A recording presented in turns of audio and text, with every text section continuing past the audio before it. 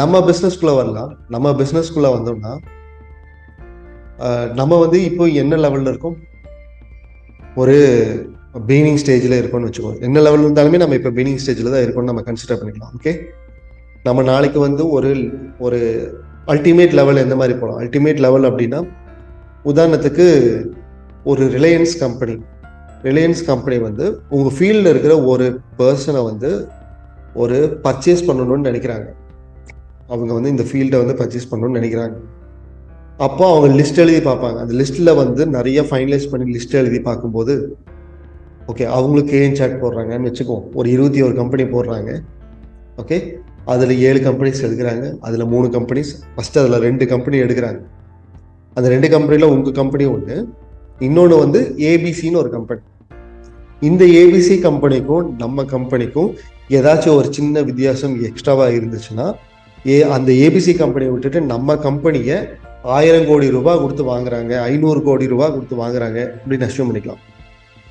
Okay, 500 கோடி ரூபா, 1000 கோடி ரூபா, 2000 கோடி ரூபா கொடுத்து நம்மளோட பிஸ்னஸை வாங்குறாங்க அப்படின்னா, நம்ம கூட கம்பீட் பண்ணுற அந்த ஏபிசி கம்பெனிக்கும் நமக்கும் வாட் இஸ் த டிஃப்ரென்ஸ்?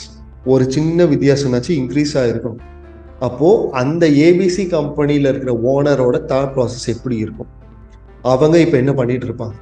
நம்ம இந்த ஸ்டேஜில் நம்ம எப்படி இம்ப்ரூவ் பண்ணணும் அப்படிங்கிறத நம்ம யோசிச்சோம்னா, டெஃபினட்டாக எவ்ரிடே நம்ம வந்து பெட்டர்னு நம்ம போக முடியும். ஸோ காம்பவுண்டிங் க்ரோத்தில் கொஞ்சம் கொஞ்சமாக இம்ப்ரூவ் பண்ணுற யாருனாலையுமே அந்த லெவலுக்கு வந்து ரீச் பண்ண முடியும். எய்தர் அந்த முகேஷ் அம்பானி பர்ச்சேஸ் பண்ணுற ஒரு கம்பெனியோட லிஸ்ட்டில் நம்ம வரலாம், அல்லது முகேஷ் அம்பானியோட இடத்துல நம்ம இருக்கலாம். நம்ம போயிட்டு அடுத்தது இந்த கம்பெனியை பர்ச்சேஸ் பண்ணலாங்கிற யோசிக்கிற நிலைமையில் இருக்கலாம். ஓகே, ஸோ இந்த மாதிரி ஒரு அல்டிமேட்டான விஷயத்தை வச்சுக்கிட்டு அது கூட நம்ம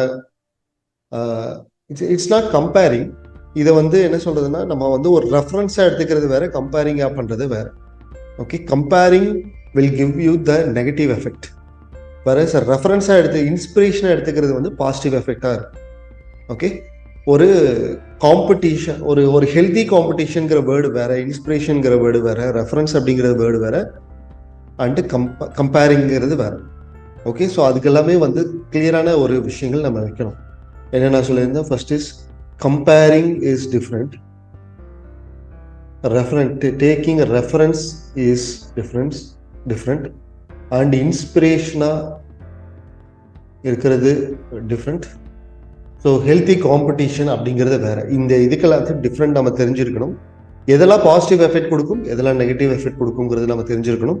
நமக்கு இருக்கிறது வந்து பாசிட்டிவ் எஃபெக்ட் கொடுக்குற அந்த ஃபீலிங்கா, நெகட்டிவ் எஃபெக்ட் கொடுக்குற ஃபீலிங்காங்கிறத நம்மளாலேயே டிஃபைன் பண்ண முடியும்.